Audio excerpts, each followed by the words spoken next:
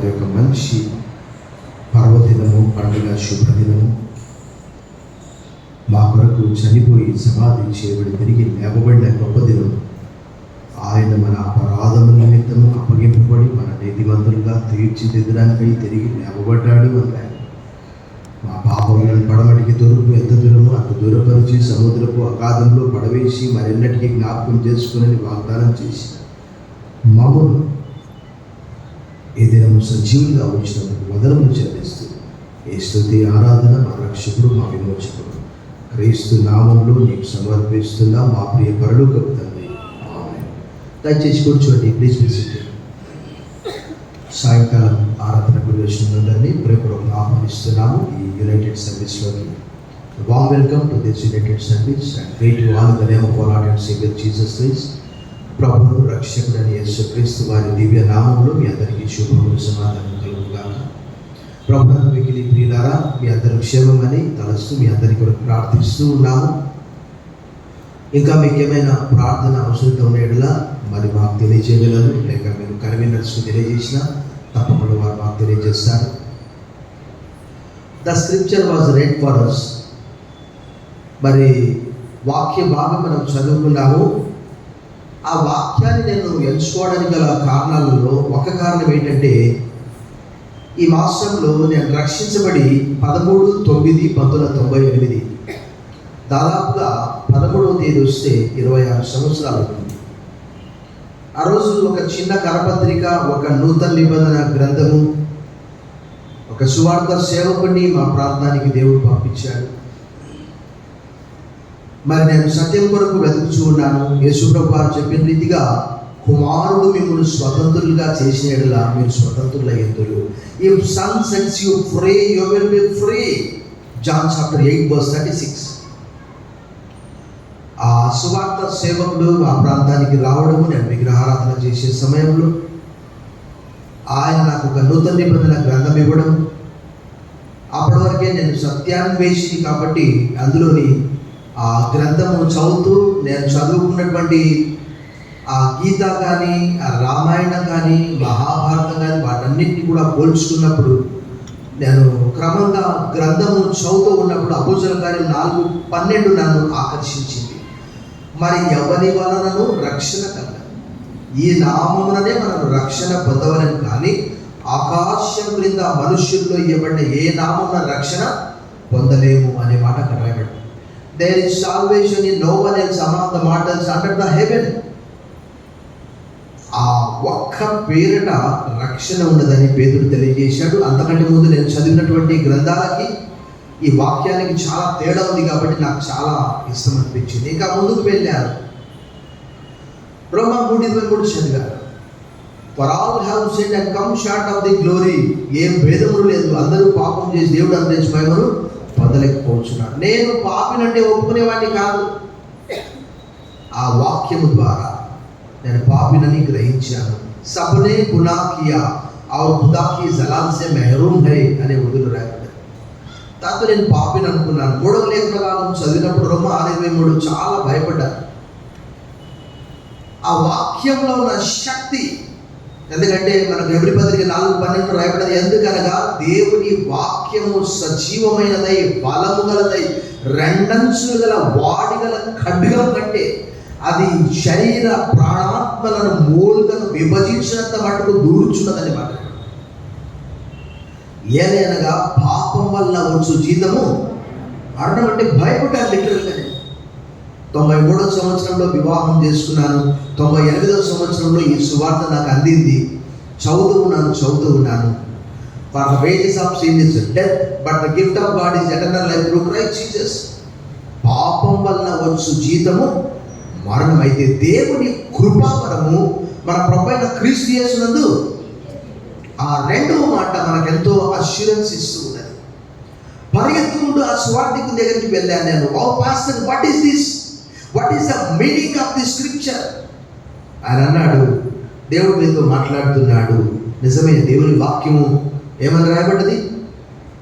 నేడు మీరు ఆయన శబ్దం వినేలా మీ హృదయములను కఠినపరచుకోవద్దు. హెబ్రీ పత్రిక 3:7-8. నేడు అను సమయం ఉండగానే ఆ మాట రాయబడ్డది. నిజమే, నేను నా గదిలోనికి వెళ్ళి ఒక చిన్న ప్రార్థన చేస్తున్నాను. Lord, I was sinner, have mercy on me. దేవా, నేను పాపిని, నన్ను క్షమించమని ప్రార్థించాను. ఎందుకంటే అప్పటి వరకు నాకు ప్రార్థించే అనుభూతి, ఆదివారం పడి ఎవరి సమాజం కూటమి అవన్నీ కూడా లేవు. ఆ చిన్న ప్రార్థన చేసినప్పుడు నా హృదయంలో ఇట్ ఈస్ అన్ అన్ఎక్స్ప్రెసిబుల్ జాయ్. పేతురు రాసిన మొదటి పత్రిక 1:8, చెప్పన శక్యమును మహిమాయుక్తమైన ఆనందము. If somebody ask you that how much Joy you have, you cannot express, you cannot measure the Joy. ఎంత సంతోషం ఉందో ఎవరైనా అడిగితే నువ్వు చెప్పలేవు, అంత సంతోషం. దాదాపు ఒక 30 సంవత్సరాల క్రితం టీవీలో ఒక యాడ్ వచ్చేది. అదేంటంటే VIP బోనస్ బనియన్ వేసుకుంటే ఆ వ్యక్తి గాలిలో తేలుతూ పోయేవాడు. ఇది సాధ్యమా? ఓ మ్యాజిక్ అన్నమాట. అలాంటి గొప్ప సంతోషము నా హృదయంలోనికి, నా తలపై నుంచి ఖాళీ అయిపోయినట్టు అనిపించింది. చివరిగా ఎందుకు ప్రభువుని అంగీకరించి బాప్తిజం తీసుకోవాల్సి వచ్చిందంటే, I was in dialogue on what to do. నేను అయోమయంలో ఉన్నాను, ఏం చేయాలి? ఈ కొత్త మతం ఇది. యోహాను రాసిన మొదటి పత్రిక 5:21 రాయబడ్డది, oh children keep away from idols. చిన్న పిల్లలారా విగ్రహముల జోలికి పోకుండా జాగ్రత్తగా ఉండడానికి రాయబడ్డది. ఆ వాక్యంతో నేను గిద్యోను పారిపోయినట్టు పారిపోవాల్సి వచ్చింది, విగ్రహారాధన చేయకుండా. అప్పుడు నేను తప్పకుండా ఈ లోకానికి వేరే బాప్తిజం తీసుకోవాలి. కాబట్టి 13/9/1998 ప్రభు అయిన యేసును నా స్వంత రక్షకుడిగా అంగీకరించి నా పాపాన్ని ఒప్పుకొని బాప్తిజం పొందుకున్నటువంటి దినము, శుభదినము, పర్వదినము, పండుగ దినము. చప్పట్లు కొట్టి మనమందరం దేవుని స్తుతిస్తాం. అది మొదలు ఇంకా పోరాటం మొదలై నేనేం చేయాలి, ఎక్కడ వెళ్ళాలి? అప్పుడు ప్రభు, నేను ఉండే స్థలం ఇక్కడ కాదు, నేను చూపించు స్థలానికి వెళ్ళాలంటే ఎక్కడ వెళ్ళాలి ప్రభా? క్రైస్తవ ప్రపంచం నాకు తెలియదు, ఏ పాస్టర్ నాకు తెలియదు, ఏ సంఘంతో అనుబంధం లేదు. ఆయన సువార్థికుడికి సంఘం అంటూ ఉండదు. కొన్నిసార్లు ఆయన ఏదైనా ఒక చోట నడిపిస్తాడు కూడా, కానీ నేను ఆయన నడిపించే సంఘానికి అయితే వెళ్ళలేదు. అప్పుడు ప్రభువు నాకు దాదాపుగా ఒక 6 మాసాల సమయం తర్వాత జూలై 5, 1999 కుటుంబాన్ని అంతా కూడా విడిచిపెట్టి, భార్య, కుటుంబం అంతటినీ, అత్తమ్మ, మామయ్య, బాబును విడిచిపెట్టి బైబిల్ ఇన్స్టిట్యూట్కు వెళ్ళాను నేను. ఆ దినం నాకు ఎంత సంతోషం అంటే అంత సంతోషం. నేను ఇన్స్టిట్యూట్కి వెళ్తున్నాను, నా భార్య ఏడుస్తూ ఉన్నది. అయ్యా my dear husband, where are you going? నాకు యేసు ప్రభు దొరికి నేను వెళ్ళిపోతున్నా, అంతే. నీవేమన్నా నాకు సంబంధం లేదు. I have a joy in my heart. నా హృదయంలో సంతోషం ఉన్నది. ఇంకా అంతే, మళ్ళీ వెనకకు తిరిగి చూడలేదు. నా 26 సంవత్సరాల విశ్వాస జీవితము, 25 సంవత్సరాల పరిచర్య జీవితము. ప్రభువుకు స్తోత్రం చెప్పండి, చప్పట్లు కొట్టి హల్లెలూయా. నిజంగా అంటే ఆ రోజు నేను డెసిషన్ తీసుకోకపోతే ఈరోజు చదివిన లేఖన భాగంలో కూడా నాతో పాటు బ్యాప్టిజం పొందినటువంటి మరొక సహోదరుడు, వాళ్ళు కూడా హైందవులే, చేపలు పట్టేవాళ్ళు. కొంతకాలానికి జరిగిన విషయం ఏంటంటే, వారి కులం వాళ్ళు వారేమన్నారంటే, నీవు యేసు ప్రభువుని నమ్మితే నీవు కమ్యూనిటీలో ఉండి చేపలు పట్టడానికి అర్హత కోల్పోతావు అంటే అతను మరలా లోకంలో కలిసిపోయాడు. ఎంత కష్టమైనటువంటి పని కదా. ఆ రోజు శిష్యులు కాబట్టి మత్తయి సువార్త 4వ అధ్యాయంలో నా వెంబడి రండి, నేను మిమ్మల్ని మనుషులను పట్టు జాలరులుగా చేస్తానంటే అక్కడ రాయబడ్డ విషయం మనకు ఆశ్చర్యం అనిపిస్తుంది. తమ బలలను, తమ తండ్రులను కూడా విడిచిపెట్టినట్లు రాయబడ్డాయి. ఆ రోజు నేను తర్వాత 2000 సంవత్సరంలో మరి నా భార్య, ఆమె కూడా వాక్యం చెప్పినప్పుడు మొట్టమొదట తిరస్కరించింది, కానీ తర్వాత రక్షించబడి 2000 సంవత్సరంలో జూన్ మాసంలో నాతో పాటు వచ్చింది. ఆమె కూడా ఆ మత్తయి సువార్త 10వ అధ్యాయం 28 నుంచి 30 వచనాల్లో పేతురు అంటాడు, ప్రభా మేము సమస్తం విడిచిపెట్టి వెంబడించాం, మాకు లాభం ఏంటి?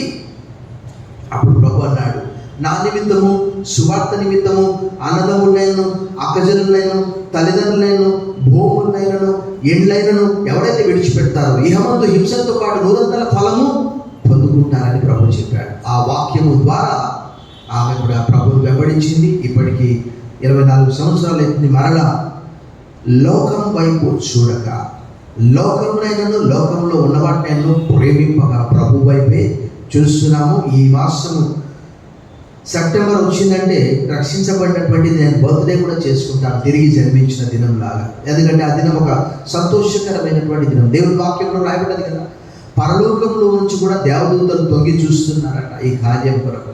సో ఇది ఒక శుభదినంగా నేను తలస్తూ ఉన్నాను ఈ మాసంలో, ఈ వారంలో. మనం లేఖన భాగం చదువుకున్నాము. ప్రభునందు మిక్కిలి ప్రియులారా, యేసు ప్రభు వారు భూమి మీదకి వచ్చి ఆయన దేవదూతల భాషలతో మాట్లాడక సింప్లిసిటీ అంటే సులభమైన కఠినతరమైనటువంటి మాటలు ఆయన చెప్పలేదు. అనేకమైనటువంటి ఉపమానాలు బైబిల్లో రాయబడి ఉన్నాయి. అంటే వాటిని సింప్లిఫై చేసి ప్రజలు అర్థం చేసుకోవడానికి ఆయన చెప్పాడు. ముఖ్యంగా ఇక్కడ మనం చదువుకున్నటువంటి లేఖన భాగంలో చాలా విషయాలు ఉన్నాయి. యేసు ప్రభు వారు విత్తువాని ఉపమాన భావం చెప్పారు. ఈరోజు కూడా నేను అనుకుంటాను, ఐక్యారాధనకు 30 సంవత్సరాల నుంచి 25 సంవత్సరాల నుంచి మొదటి సర్వీస్కు, రెండో సర్వీస్కు, మూడో సర్వీస్కు, సాయంకాలం ఆంగ్ల తెలుగు సర్వీస్కు, ఇంకా ఎక్కడెక్కడో సర్వీసులకు వెళ్ళవచ్చు, కాదనట్లేదు. యేసు ప్రభువు చెప్పారు, విత్తువాడు విత్తుటకు బయలు వెళ్ళ. Sower went to so the seed. ఆ విత్తనము దేనికి పోల్చబడ్డదంటే దేవుని వాక్యానికి పోల్చబడ్డది. అది యేసు ప్రభు వారు విత్తవచ్చు, ఒక బోధకుడు విత్తవచ్చు, ఒక సువార్థికుడు విత్తాడు నా జీవితంలో. ఆ విత్తనము పెరిగి పెద్దదై లోకమును, చుట్టుపక్కల వారిని, బంధువులను, అన్నదమ్ములను, అక్కచెల్లెలను చూడకుండా ప్రభు వైపు చూశాను. కాబట్టి ఈరోజు వాక్య భాగంలో రాయబడ్డ దాని ప్రకారం 100 ఫలము ఎలా పొందానో అలాగూ ఈరోజు అనేకులను నేను సువార్త చెప్పగలుగుతున్నాను. కారణం ఏంటి అని అంటే, మంచి నేలన పడినటువంటి విత్తనం కూర్చి యేసు ప్రభు వారు చెప్పారు. అక్కడ అది 100గా, 60గా, 30గా అని 13:23 రాయబడ్డది. అదే 13:8 చూస్తే 30గా, 60గా, 100గా అని రాయబడ్డది. సో ఈరోజు రక్షించబడినటువంటి మనము మన జీవితాల్లో వాక్యం ఎన్నిసార్లు విన్నప్పటికీ కూడా మనం 30గా ఫలిస్తూ ఉన్నామా? ఇప్పటికీ కొంతమందికి ప్రార్థన ఇస్తే, సార్ ప్రార్థన ఇవ్వద్దండి సార్, నాకు భయం అయితే సార్. కారణం ఏంటి? రక్షించబడినటువంటి వారి సహవాసం ఎవరితో? ప్రభు అన్నాడు, మనం చూస్తాం, వాక్యం విత్తిన వెంటనే త్రోపక్కన పడినటువంటి విత్తనాన్ని దేనికి పోల్చాడు ఆయన? ఒక పక్షి వచ్చి ఆ విత్తనాన్ని తినేసింది. ఆ పక్షి దేనికి సూచన? అపవాదికి సూచన. ఏం వాక్యమే! ఈరోజు బయట లోపల వాక్యం చెప్తుంటే బయట బాటహాని చేసేవారు ఉన్నారు. ఉదయకాలం చూశాను నేను. ఏంటంటే, నేను వచ్చే వరకు ఒక సర్వీస్ జరుగుతూ ఉన్నది. ఒక భార్య భర్త తొడపై ఇలా కొడుతూ ఉన్నది. తర్వాత వాళ్ళ చెంపపైన కొట్టింది. నవ్వుకుంటూ ఉన్నాడు. నాకు అనిపించింది, అసలు ఎందుకు వస్తాడయ్యా చర్చికి? అదేందో ఇంటికాడ ఫాండ్లింగ్ అంటారు ఆంగ్లంలో. ఇస్సాకు కదా భార్యతో సరసమాడుతుంటే ఆయన అభిమేలకి చూశాడు 26వ అధ్యాయంలో. ఆ ఫాండ్లింగ్ ఏందో ఇంటి దగ్గర చేసుకోవచ్చు కదా. అందరు చూస్తున్నారు, అలా తొడపైన కొట్టి, చెంపపైన కొట్టి నవ్వుకుంటూ ఉన్నారు. అంటే ఈ వాక్యమనే విత్తనము హృదయంలో పడకుండా, వినకుండా, వినుట వలన విశ్వాసము కలుగును, వినుట క్రీస్తును కూర్చిన మాట వలన కలుగును. యేసు ప్రభు వారు ఇదే వాక్యాన్ని ఎన్నిసార్లు చెప్పాడు? ఆయన వెళ్ళిపోయిన తర్వాత ఆయన శిష్యులు ఎన్నిసార్లు చెప్పారు? ఆయన శిష్యుల తర్వాత ఈ రోజు వరకు గొప్ప గొప్ప బోధకులు, రక్షించబడ్డటువంటి వాళ్ళు, అమెరికా దేశంలో డిఎల్ మూడీ గారు కావచ్చు, జోనాథన్ ఎడ్వర్డ్ కావచ్చు, రేన్హార్డ్ బొంకే కావచ్చు, డేవిడ్ లివింగ్స్టన్ కావచ్చు, అదోనిరాము జడ్సన్ కావచ్చు, వారి హృదయాలలో వాక్యము విత్తబడి 100గా ఫలించి తమ ప్రాణాన్ని సైతము లెక్క చేయకుండా అదోనిరాము జడ్సన్ అనే వ్యక్తి యవనస్తునిగా వివాహం చేసుకున్నాడు 18వ శతాబ్దంలో. Baptist missionary. చాలా మందికి తెలియదు అదోనిరామ్ అంటే అదొక హిందూ పేరు అనుకుంటున్నారు. తెలియక ఎప్పుడైనా మనము సంఘ చరిత్ర గురించి మనం తెలుసుకున్నామా? ఆదిమ సంఘ చరిత్ర మనకు అంత సమయం ఉన్నదా? ఉరుకులు పరుగుల కాలము. వాక్యం వినడానికి వాక్యము చదవడానికి, వాక్యము ధ్యానం చేయడానికి సమయం లేదు కాబట్టి కొంతమంది 30 కొంతమంది 60 ఫలిస్తూ ఉన్నారు. 100% ఫలించడం తక్కువ. ముందుకు వచ్చి చంద పట్టాలంటే ఎంత కష్టం, అమ్మో భయం. చంద పట్టేవారు, బల్ల పట్టేవారు కూడా కొంతమంది ప్రార్థన ఇస్తే సార్ నాకు భయం సార్ ప్రార్థన అంటే. చూడండి, మనం ఇంటి దగ్గర ప్రార్థన చేసుకోమా? నేను కొత్తగా బైబిల్ కళాశాలకు వెళ్ళినప్పుడు మరుసటి రోజు ప్రసంగం ఉందంటే ఆ రోజు రాత్రంతా నిద్ర లేదు. భయమే భయం భయం. ఎందుకు? ఏదో ఇంతమంది చూస్తారు, మీలో ఎవ్వరు నన్ను ఏం చేయరు, అయినప్పటికీ మిమ్మల్ని చూడగానే భయం అన్నమాట. ప్రభువును మిక్కిలి ప్రియులారా, ఈరోజు ప్రపంచవ్యాప్తంగా మన సంఘ స్థాపకుడే కావచ్చు రెవరెండ్ శామ్యూయల్ డే, ఆయన అష్ట కష్టాలకు ఓర్చి 100 ఫలించి జొన్నవాడలో మనందరికీ తెలుసు అక్కడ సువార్త చెప్తుంటే ఒక వ్యక్తి ఏం చేశాడట, చాలా మందికి తెలుసు, చెప్పు తీసుకొని కొట్టాడట. ఆయన మళ్ళీ ఎవరితో చెప్పలేదట పాపం. చూసారా, ఆయనకు అవసరమా?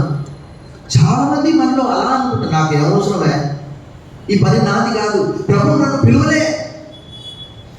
ప్రభు అన్నాడు, విత్తువాడు విత్తుటకు బయలుదేరను, కొన్ని విత్తనాలు త్రోవ కనబడ్డాయి. ఈరోజు ఒకవేళ వీధి సువార్త కావచ్చు, సంఘములో కావచ్చు, బహిరంగ సభల్లో కావచ్చు, ఈరోజు వాక్యము సమృద్ధిగా విధబడుచూ ఉన్నది. అయినప్పటికీ అపవాది యొక్క పని ఏంటి? ప్రకటన గ్రంథం 12:12 రాయబడ్డ రీతిగా ఇక అపవాది అనుకున్నాడు సమయం కొంచెం ఉంది. ఆదికాండం 3:15 నుంచి దేవుని రాజ్యము వర్సెస్ అపవాది. ఎలాగైనా దేవుని రాజ్యమును పాడు చేయాలి, కుటుంబాలను చిన్న భిన్నం చేయాలి. అది మొదలుకొని యేసు ప్రభు పుట్టుక వరకు మనం చూస్తూ ఉన్నాం. అక్కడ చిన్నపిల్లలందరినీ కూడా హేరోదు సంహరించాడు. కారణం ఏంటంటే ఆయన వస్తే యేసు ప్రభు వారు నోరు తెరచి మాట్లాడినప్పుడు గుంపులుగా వచ్చారు. ఆ సమయం ఆయన దోణి ఎక్కి మాట్లాడవలసి వచ్చింది. ఒకరినొకరు తొక్కిసలాట అయిపోయింది. యేసు ప్రభు వారు అన్నారు, అనేక మంది సృష్టారంభం నుండి లోకం పుట్టినది మొదలుకొని వినాలనుకున్నారు కానీ వెళ్ళలేకపోయారు, చూడాలనుకున్నారు కానీ చూడలేకపోయారు. చూచుచున్న వినుచున్న మీరు ధన్యులు. యేసు ప్రభు వారు అదే మాట చెప్పాడు, నేను కూడా అదే మాట చెప్తున్నాను. ఆయన అదే చెప్పాడు, విత్తువాడు విత్తుటకు బయలువెళ్ళారు. ఈరోజు చాలా సందర్భాల్లో నేను యేసు ప్రభువు సహోదరులు ఎంతమంది అంటే, కొంతమంది అంటారు ఏమో సార్ తెలియదు, కొంతమంది అంటారు మార్తా మరియా లాజరు అని చెప్తారు. కారణం ఏంటి? మత్తయి సువార్త 13, మార్కు సువార్త 6 ఎన్నడూ చదవలేదా? ఏంటండి, క్రైస్తవ లోకం ఒక అడుగు ముందుకు 9 అడుగులు వెనక్కి వెళ్ళిపోతుందా? ఆ రోజు దేవుడు ఏమన్నాడు? ఈ వాక్యము ఎక్కడో లేదు, ఈ వాక్యము ఆకాశంలో లేదు. ఎవరు పోతాడు మన కొరకు వాక్యం తీసుకొని రావడానికి? పాతాళానికి ఎవరు వెళ్తారు వాక్యం తీసుకొని రావడానికి? ఎక్కడో లేదయ్యా, అది ఎక్కడుంది? పౌలు అంటాడు, అది మీ నోట ఉన్నది, మీ హృదయంలో ఉన్నది. చప్పట్లు కొట్టి మన దేవుడు. ఈరోజు హ్యాండీగా రకరకాల బైబిల్స్ వచ్చాయి. హ్యాండీగా కొంతమంది బైబిల్స్ తీసుకొని రాకుండా ఫ్యాషన్గా వస్తున్నారు. ఫ్యాషన్ చూడండి, ఎంత విచారకరం అండి. రక్షించే వాక్యం, నా బ్యాగ్ చిరిగిపోతుంది ఈ బైబిల్ అన్ని పెట్టుకుంటే, పర్వాలేదు, చిరిగిపోయినా పర్వాలేదు. Carry the Bible. ఈ వాక్యము శక్తి గలది. అపోస్తలుల కార్యం 5:20 రాయబడ్డది. దేవదూత పేతురుతో అన్నాడు, ఈ జీవమును కూర్చిన మాటలన్నీ కూడా వెళ్ళి ప్రజలతో చెప్పండి. ఈ జీవం గల శక్తి గల ప్రపంచాన్ని మార్చినటువంటి ఈ వాక్యం మీ చేతిలో ఉన్నది. మిస్సైల్ కంటే శక్తివంతమైనటువంటి వాక్యము ఈరోజు దాదాపు 260 నుంచి 300 కోట్ల మందిని ప్రభావితం చేసిందంటే ఇందులో శక్తి లేదా? ఆ శక్తి లేకపోతే ఎవరు నమ్ముతారు? అపవాది అది మొదలుకొని ఆ త్రోవ పక్కన పడ్డటువంటి ఆ విత్తనాలను తింటూ ఉన్నాడంతే. కొంతమంది వింటారు, మనందరికీ తెలుసు. పౌలు గారు చెప్పినప్పుడు అక్కడ ఏమన్నారు? కొంతమంది నవ్వారు, కొంతమంది మళ్ళీ వింటాంలే, ఇంకోసారి వింటాంలే. మనలో కూడా చాలా మంది కలిసినప్పుడు రాజకీయాలు మాట్లాడతాము, సంఘ విషయాలు మాట్లాడతాం, కానీ దేవుని వాక్యంలో మలాకి 3:16 అప్పుడు యెహోవా యందు భయభక్తులు గల వారు ఒకరితో ఒకరు మాట్లాడుకోవచ్చుండగా యెహోవా చెవి యొగ్గి ఆలకించును, మరియు జ్ఞాపకార్థంగా ఒక గ్రంథము లిఖించి శోధించబడనని మాట రాయబడి. బ్రదర్, మీ ఆధ్యాత్మిక జీవితం ఎలా ఉన్నది? సిస్టర్, మీ ఆధ్యాత్మిక జీవితం ఎలా ఉన్నది? ప్రార్థన చేస్తూ ఉన్నారా? వాక్యము పౌలు అంటాడు కదా, ఒకరి విశ్వాసం వల్ల మనం ఒకరు ఆదరించబడాలి. రోమపత్రిక 1:11 ప్రకారము ఆ వాక్యము మనతో సమృద్ధిగా పౌలు గారు చెప్తాడు కొలస్సీ 3:16లో, let the word of Christ dwell in your heart abundantly, copiously. దేవుని వాక్యము సమృద్ధిగా మీ హృదయములలో నివసింపనీయండి. పుస్తకాల పేర్లు హోషేయ గ్రంథం తీయాలంటేనే చాలా కష్టం. ఆ తొందరపాటుకు అప్పుడు ఏం చేయాలంటే మళ్ళీ విషయ సూచికలకు వెళ్ళాలి. ఆ విషయ సూచికలు కూడా ఒకవేళ కనిపించలేదు అనుకో తొందరకు ముడిచిపెట్టాలి. కారణం ఏంటి? వాక్యం ఎక్కడ విత్తబడుతుంది? వాక్యం హృదయములో విత్తబడాలి. యేసు ప్రభువు ఏం చెప్పాడు చూడండి, 13వ అధ్యాయంలో అక్కడ ప్రభు చెప్పినటువంటి మాట చూడండి. 13వ అధ్యాయము 18-19 వచనాలు. విత్తువాని గూర్చిన ఉపమాన భావం వినుడి. ఎవడైనను రాజ్యమును గూర్చిన వాక్యం వినియు గ్రహింపకై ఉండగా దుష్టుడు వచ్చి వాని హృదయములో విత్తబడిన దాన్ని ఎత్తుకొని పోవును. త్రోవ పక్కన విత్తబడినవాడు. మనం చూస్తాము, ఒక మీటింగ్ అయినప్పుడు ఆల్టర్ కాల్ ఇస్తారు. నాకు ఇప్పటికీ ఆశ్చర్యం అనిపిస్తుంది. అదోనీరామ్ జడ్సన్ ఎప్పుడైనా విన్నారా మీరు? కొత్తగా పెళ్లి చేసుకున్నాడు పాపం, 23 సంవత్సరాలు. సరే, ఆయన అంటే ఓకే, సరే నీ శ్రమ ఏందో నీవు పడు. పెళ్లి చేసుకున్నాడు. పెళ్లి చేసుకుని భార్య తీసుకొని వచ్చాడు. కలకత్తాకు వచ్చాడు. ఇండియాలో సేవ చేయాలని ఆశతో ఆసక్తితో. ఎంత వయసు అండి? ఈరోజు 30 ఏళ్ళు వస్తే కూడా పెళ్లి చేసుకోవట్లేదు, 35 వస్తే కూడా పెళ్లి చేసుకోవట్లేదు, 40 వస్తే కూడా పెళ్లి చేసుకోవట్లేదు. కారణం ఏంటంటే ఉద్యోగం రావాలి, పెళ్లి చేసుకోవాలి. ఆయన 23 సంవత్సరాలకి వివాహం చేసుకొని వచ్చేసాడు. కలకత్తాకు వచ్చాడు. వస్తే అప్పుడు East India ruling, East India Company కైకువా చలో వాపస్ చలే జాओ అమెరికా. ఓ, ఏం చేయాలి ఇప్పుడు ఆయన? వెంటనే మయన్మార్, బర్మాకు ఆ ఓడ సిద్ధంగా ఉన్నది. భయంకరమైనటువంటి దేశం అది. అతి భయంకరమైనటువంటి దేశం అది. బుద్ధిజం ఉన్నది అక్కడ అప్పటి వరకే. అయితే ఎవరైతే అన్యమత ప్రచారం చేస్తారో సుత్తెతో తల పగలగొట్టి చంపేస్తారట. ఎప్పుడైనా చదివారా? సుత్తె తీసుకొని తలపైన కొడితే ఏంది ఇది? రాయా? ఎన్ని సంవత్సరాలు ఎన్ని కష్టాలు అనుభవించాడు. భార్య చనిపోయింది, పిల్లలు చనిపోయారు, చివరికి సమాధి కూడా లేదు. చనిపోయే సమయంలో బర్మా భాషలో బైబిల్ డిక్షనరీ తర్జుమా చేసి పడుకునే పిల్లోలో పెట్టాడు ఆయన రహస్యంగా. ఆయన సమాధి కూడా చేయలేదు. నల్లటి కోటు, ఆయనకి ఇష్టమైనటువంటి నల్లటి కోటు వేసి నీళ్ళల్లో విడిచిపెట్టారు. నో సమాధి, నో బరియల్. చూసారా? నిజంగా ఎంత విషాదకరం కదా. ఆయన ఎంత ఫలించాడు. 30 దంతలా 60 దంతలా. ప్రభు అన్నాడు కదా, ఎవరైతే ఆయనను ప్రేమిస్తారో కుమారుడైనను కుమార్తెనను తల్లిదండ్రులను నాకంటే ఎక్కువగా ప్రేమించువాడు నాకు. ఆయన భార్య పిల్లలు చచ్చిపోయారు, ఆయన కూడా చచ్చిపోయాడు. చూడండి మీరు, అదోనీరామ్ జడ్సన్ అని కొట్టండి. భారతదేశానికి వచ్చినటువంటి మొట్టమొదటి మిషనరీ ఆయన. ఈవెన్ విలియం కేరీ కంటే ముందు ఆయనే.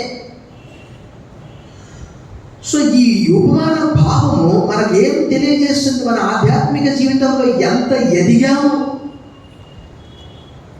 తర్వాత విలియం కేరీ గారు, ఆయన ఒక చెప్పులు కుట్టుకునే వ్యక్తి. ఆయన ఒక గ్లోబ్ తీసుకొని ఆ గ్లోబ్ పైన చేయి పెట్టి ప్రార్థన చేశాడు. ప్రభువా, నీ చిత్తమైతే ఏదైనా ఒక మంచి దేశంలోకి తీసుకొని వెళ్ళు, ఒకవేళ నీ చిత్తమైతే భారతదేశానికి తీసుకొని వెళ్ళు. భారతదేశానికి అష్ట కష్టాల పడి ఇక్కడికి వచ్చాడు. మనందరికి తెలుసు, ఈరోజు మన చేతిలో బైబిల్ ఉన్నదంటే ఆయన కృషి, ఆయన ప్రయత్నం ఎంతో ఉంటున్నది. నిజంగా ఉదయం లేచి మనం బైబిల్ చదువుకోవడానికే కష్టమైతే, మరి ఆయన ఇంగ్లాండ్ దేశం నుండి భారతదేశానికి రావడం ఎంత కష్టం, ఎన్ని నెలల ప్రయాణం. ఆ రోజుల్లో ఇంత వేగవంతమైనటువంటి ఈ ఏరోప్లేన్లు లేవు, ఓడల్లో మాత్రమే రావాలి. సో హృదయంలో ఉన్నటువంటి ఆ వాక్యము స్థిరంగా పదిలంగా ఉంటున్నదా, లేక అపవాది దొంగిలిస్తూ ఉన్నాడా? నిరంతరం పౌలైతే అదే చెక్ చేసుకుంటాడు. బోధకుడు కావడం సులభం, కానీ మరలా ఆ బోధకుడికి వచ్చే శ్రమలు కష్టాలన్నీ కూడా తట్టుకోవాలంటే పౌలు పొందలిగే సాధ్యం. ఆయన అన్నాడు, తాను నిలుచున్నానని తలంచుకొని వాడు పడిపోకున్నాడు, జాగ్రత్తగా చూసుకోవాలన్నాడు. 10:12 9:27 అన్నాడు, నేను ఇతరులకు ప్రకటించి నేనే భ్రష్టుని అయిపోతున్నాను, నేను నలగొట్టుకుంటున్నాను అంటున్నాడు. సో మొట్టమొదటిది త్రోవ పక్కన పడినటువంటి ఆ విత్తనం గురించి చెప్పాడు. రెండవదిగా మనం చూసాము 20వ వచనం, రాతి నేలను విత్తబడినవాడు వాక్యం విని వెంటనే సంతోషంతో దాన్ని అంగీకరించేవాడు, అయితే అతనిలో వేరు లేనందున అతడు కొంతకాలం నిలుచును గాని వాక్యము నిమిత్తము శ్రమైనను హింసైనను కలగానే అభ్యంతరపడు. అందుకే యేసు ప్రభువు చాలా ఉపమానాలు చెప్పాడు. ఇది ఒక్కటే కాదు, మత్తయి 7:24-27 వచనాల్లో, మరియు నా మాట లేని వాటి చెప్పున చేయి ప్రతివాడు బండ మీద ఇల్లు కట్టుకున్న బుద్ధిమంతుని పోలివుడును, వాన కురిసెను, వరదలు వచ్చెను, ఆ ఇంటి మీద కొట్టింది కానీ ఆ ఇల్లు పడిపోలేదు. కారణం ఏంటంటే ఆ ఇంటి పునాది బండ మీద వేయబడ్డది. మరియు నా మాట వినని వాడు వాని ఇల్లు ఇసుక మీద కట్టబడ్డది కాబట్టి దాని పాటుకో అది పడిపోయింది. మత్తయి 7:24-27 వచనాల్లో సులభతరమైనటువంటిది, సంతోషంగా తప్ప.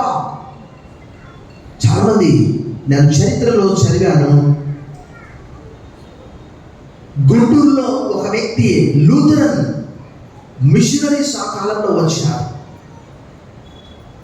ఆయన ప్రభువును అంగీకరించి దేని కొరకంటే ఆయనకు ఆయన కుటుంబానికి మంచి వైద్యం అందించారు అక్కడ మిషనరీస్.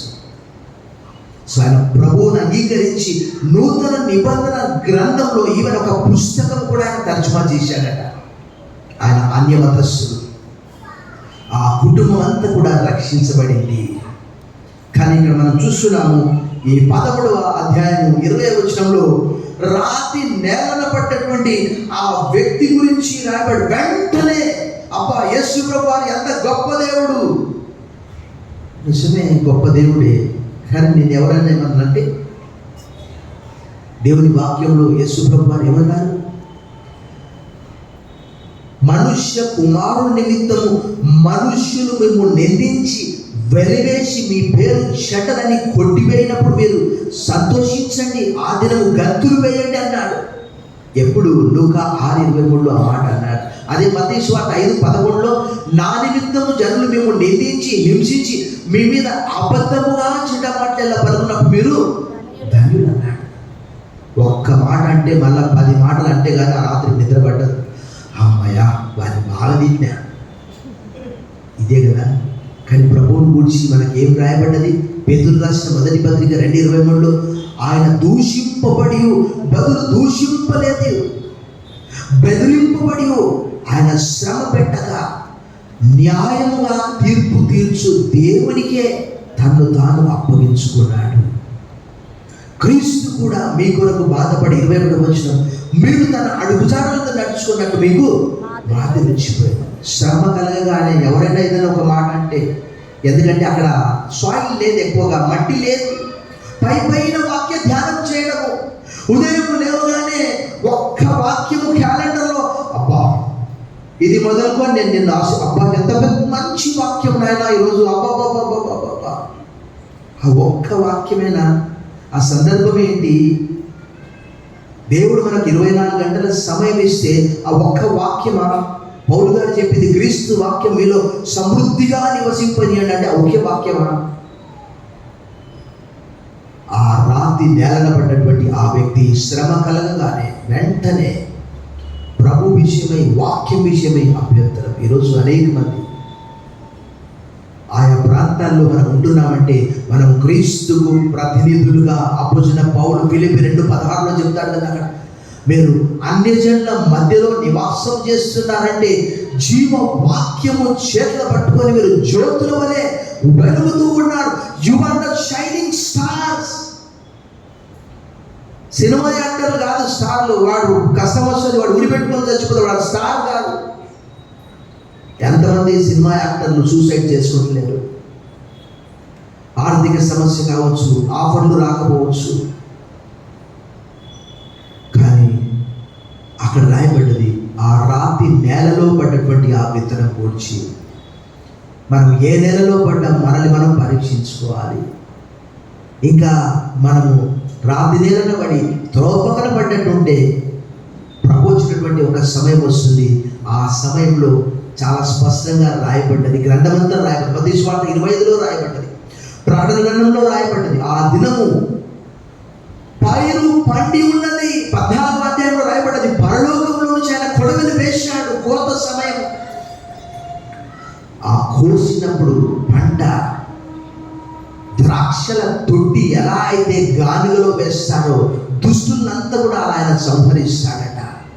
అక్కడ రాయబడిన 14వ అధ్యాయం ప్రకటన గ్రంథంలో ప్రభునంత మిక్కిలి ప్రియులారా, దేవుని వాక్యంలో మనం చూస్తాం. అక్కడ ప్రభు చెప్పిన ఉపమానాల్లో ఏడుపు, అక్కడ పండ్లు కొరుకుట ఉండు అనే మాట రాయబడింది. అది గెహన్నా అని హెల్ అనే మాట తర్జుమా చేయబడ్డది. అక్కడ ప్రభు మాట వినకుండా, ఆయనకు లోపడకుండా ఉంటే ఒక విషయం మీకు చూపిస్తాను చూడండి. అక్కడ హెబ్రీ పత్రికలో పౌలు గారు చెప్పే ఆ మాట మనం చూసాం. హెబ్రీ పత్రిక 6వ అధ్యాయము 8వ వచనం ఒకసారి మనం చూసాం.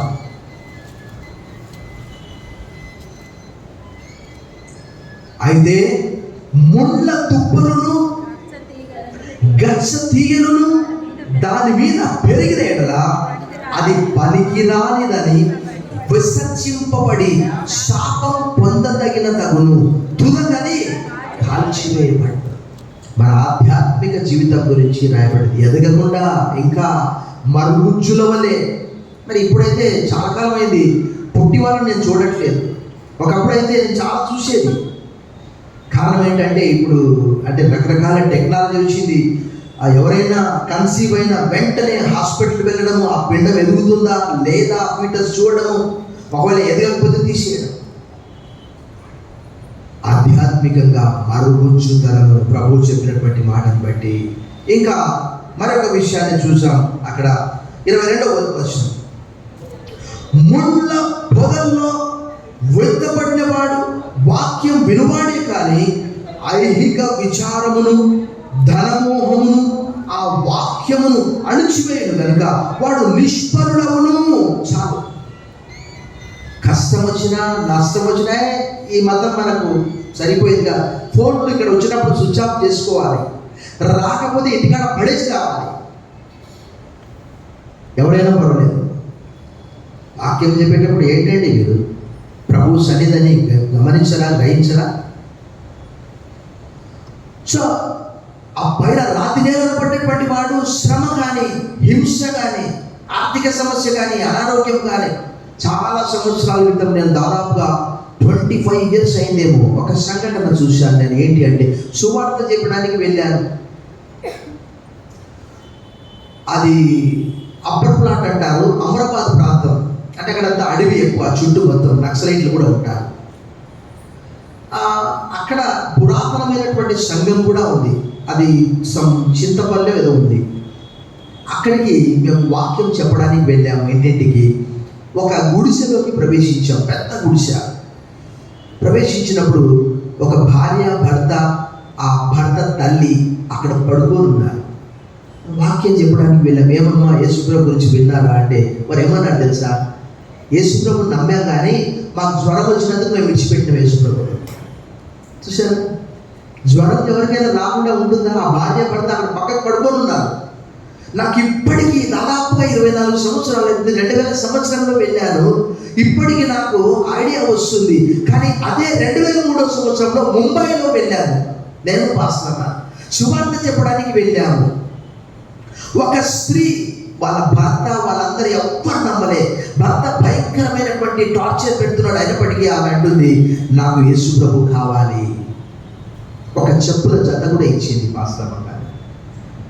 భయంకరమైనటువంటి శ్రమ, చదువు లేదు. అయినప్పటికీ ఆమె మంచి నేలబడినటువంటి ఆ విత్తనం వల్లే ఆమె గట్టిగా ఈరోజు ప్రపంచవ్యాప్తంగా స్త్రీలు కానీ పురుషులు కానీ వాక్యం విన్నటువంటి వారు. మనందరికీ తెలుసు అపోస్తలుల కార్యం 16వ అధ్యాయంలో ఒక మంచి మాట రాయబడ్డది. అక్కడ ఏంటి అంటే, ప్రభువు ఆమె హృదయము తెరిచింది కనుక వాక్యం యందు ఆమె ఆసక్తి చూపించిందట. 16వ అధ్యాయంలో అపోస్తలుల కార్యంలో రాయబడ్డ మాట ఏంటి అంటే, చూడండి అక్కడ 14వ వచనంలో ఈ మాట రాయబడ్డది. అప్పుడు లూదియా అను దైవభక్తి గల ఒక స్త్రీ నిలుచుండెను. ఆమె ఊదా రంగు పొడిని అమ్ముతూ ఎత్తైన పట్టణస్తురాలు. ప్రభువు ఆమె హృదయము తెలిసింది కనుక పౌలు చెప్పిన మాటలందు లక్ష్యం ఇచ్చింది. ఈరోజు గొప్ప గొప్ప దైవజనులు కూడా వారు వాక్యం విన్నవారే.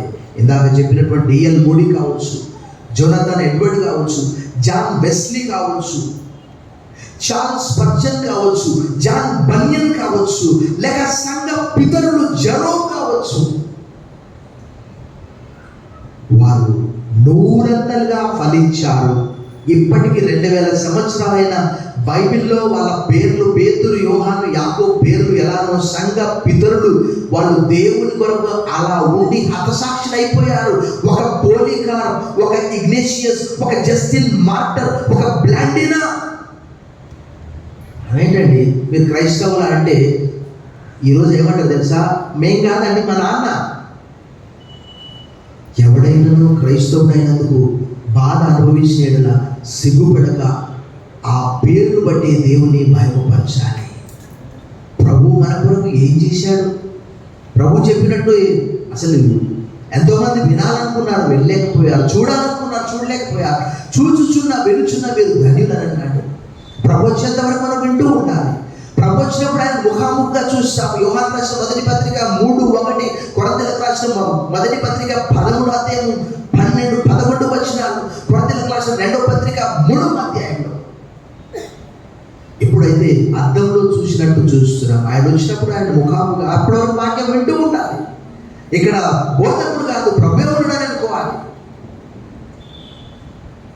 ఆ యొక్క రాత్రి నిలబడ్డటువంటి వ్యక్తి శ్రమ కానీ హింస కానీ ఏదైనా కావచ్చు, ఎవరైనా ఒక మాట అనవచ్చు, ఏదైనా సమస్య రావచ్చు విశ్వాస జీవితంలో. అప్పుడు ప్రభు విషయమై, వాక్య విషయమై అభ్యంతరపడి విడిచిపెడితే ఎలా? నూరంతలు ఎలా ఫలిస్తారు? నాకు కూడా చాలా శ్రమలు వచ్చినాయి.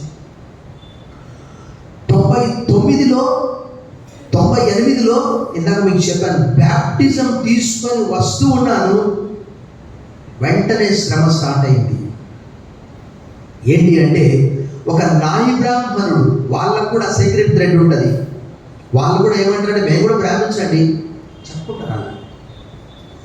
ఆయన అన్నాడు, ఒకే మాట అన్నాడు, నాకు చాలా హార్ట్ బ్రోకెన్.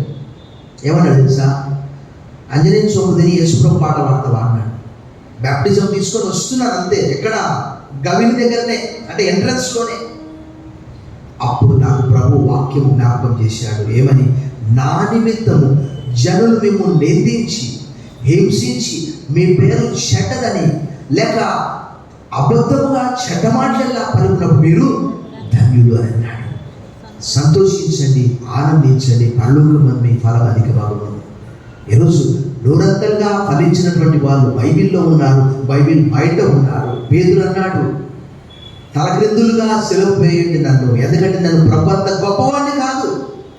ఒకే దినము క్రీస్తు శకం 62 పౌలు గారు, పేతురు గారు ఇద్దరు కూడా హతసాక్షులైపోయారు చరిత్రలో. పేతురు గారు రోమ్ బయట ఎక్కడో దూరంగా ఆ పెద్ద మొద్దుపై తల పెడితే తల మండెం వేరు చేయబడ్డది. అదే పేతురు గారు అయితే రోమ్లో సిలువ వేయబడ్డాడు. ఆయన ఏమన్నాడంటే, నేను ప్రభు అంత గొప్పవాడిని కాదు, కాబట్టి నన్ను తల క్రిందికి కాళ్ళు పైకి సిలువ వేయండి. ఇద్దరు ఒకే రోజు వారు నూరంతలుగా ఫలించారు. పేతురుతో ప్రభు అన్నాడు, యోహాను సువార్త 21వ అధ్యాయం 15-17 వచనాల్లో, Peter do you love me, Peter do you love me, Peter do you love me. yes Lord, you know. Peter was hesitating. If you love me, you tend my sheep. If you love me, tend my sheep. If you love me, keep my sheep. నీవు నన్ను ప్రేమిస్తే నా గొర్రెలను మేపుము, నా గొర్రెల మేపుము, నా గొర్రెలను కాయి. వెలికిడి. ప్రియులారా, ఈరోజు మనం 23వ వచనం చదువుకొని ముగించుకున్నాం. మంచి నేలను విత్తబడినవాడు వాక్యం విని గ్రహించువాడు, అట్టి వారు సఫలులై ఒకడు 100 గాను, ఒకడు 60 గాను, ఒకడు 30 గాను. సో మనం ఇంకా వెనక బెంచిలోనే ఉన్నామా? బైబిల్ చదువుతూ ఉన్నామా? ప్రార్థన చేస్తూ ఉన్నామా? చందా పడుతూ ఉన్నామా? లేక మనం పనిచేసే ప్రాంతంలో ఒక కరపత్రిక ఎవరికైనా ఇవ్వగలుగుతూ ఉన్నామా? ఒక న్యూ టెస్ట్మెంట్ అయినా ఇవ్వగలుగుతూ ఉన్నామా? సువార్తను అందించగలుగుతున్నామా? లేక మన విశ్వాసాన్ని కాపాడుకోవడమే కష్టమవుతూ ఉన్నదా? ప్రభు ఈరోజు అడుగుతున్నాడు, నీవు ఎంత ఫలించావు? ఆధ్యాత్మికంగా ఎంత ఎదిగావు? ఎదిగే కొద్దీ బాప్తిజం ఇచ్చి యోహాన్ చెప్పిన రీతిగా ఆయన హెచ్చవలసి ఉన్నది, నేను తగ్గవలసి ఉన్నది. He must increase and I must decrease. John chapter 3 verse 30 ఆయన చెప్పాడు. చేయవలసిందంతా చేసిన తర్వాత లూకా సువార్త 17వ అధ్యాయంలో ఏమనాలట? మేము నిష్ప్రయోజకులమైన దాసులం ప్రభువా, చేయవలసిందే మేము చేశాము. పౌలు అంటాడు, నేను నాటాను, అపోల్లో నీళ్లు పోశాడు, వృద్ధి కలగజేసిన వాడు. ఇక్కడ నుంచి అనేక మంది దైవజనులు ప్రసంగించారు. చాలా మంది చెప్తూ ఉంటారు, మరి చరిత్రలో సాధు సుందర్ సింగ్ గారు కూడా ఇక్కడ నుంచి ప్రసంగించాడట. ఆయన కూడా 100గా ఫలించి భారతదేశ క్రీస్తు అని అనిపించుకున్నాడు. ఆయన చూసిన వాళ్ళందరూ క్రీస్తు చూసినట్టు భావించారట. క్రైస్తవ మతాన్ని ద్వేషించి పాస్టర్ల పైన పేడగొట్టి న్యూ టెస్ట్మెంట్లు తగలబెట్టాడు. చివరికి ఆయన ఒకే ఒక ప్రశ్న వేశాడు, దేవుడు ఎవరు నాకు కావాలి? ఒకవేళ యేసు ప్రభువా, అల్లానా, కృష్ణుడా, ఎవరైతే వాళ్ళు కనిపించకపోతే ఈరోజే నేను ఆ రైల్వే ట్రాక్ పైన కూర్చొని చనిపోతానని తెల్లవారుజామున లేచి 4 గంటలకు ప్రార్థన చేస్తుంటే అప్పుడు సుందర్ సింగ్, నేనే లోకమునకు వెలుగునై ఉన్నాను అని ప్రభు ప్రత్యక్షమయ్యాడు. ఆయన జీవితం మారిపోయింది. చప్పట్లు కొట్టి మన దేవుని మనందరికీ తెలుసు, ఆయన భారతదేశం అంతా, టిబెట్, ఇంకా నేపాల్, ఆయా దేశాలకు, చైనా, అమెరికా దేశం అంతటా కూడా పర్యటించి క్రీస్తును ప్రకటించాడు. తల్లు వచ్చని ప్రార్థిస్తాం. సర్వశక్తి గల దేవా, ఈ దినము మత్తయి సువార్త 13వ అధ్యాయంలోని ఆ భావము లేక ఉపమానం మాకు అర్థమయ్యేటట్లుగా చెప్పారు. ప్రభా, నీకు వందనాలు. నిజంగా మేము పరీక్షించుకోవాలి, 30, 60 100గా ఫలించామా లేదా అన్నది. ఫలించినటువంటి గొప్ప భక్తులను గురించి మేము చదువుతూ ఉన్నాం. నిజంగా ఈరోజు మేము లోకానికి వెలుగుగా, లోకానికి ఉప్పుగా ఉంటున్నాం. మమ్మల్ని ఉంచారు ప్రభా, నీకు వందనములు చెల్లిస్తూ యేసు నామములో ప్రార్థిస్తున్నాం తండ్రి, ఆమేన్.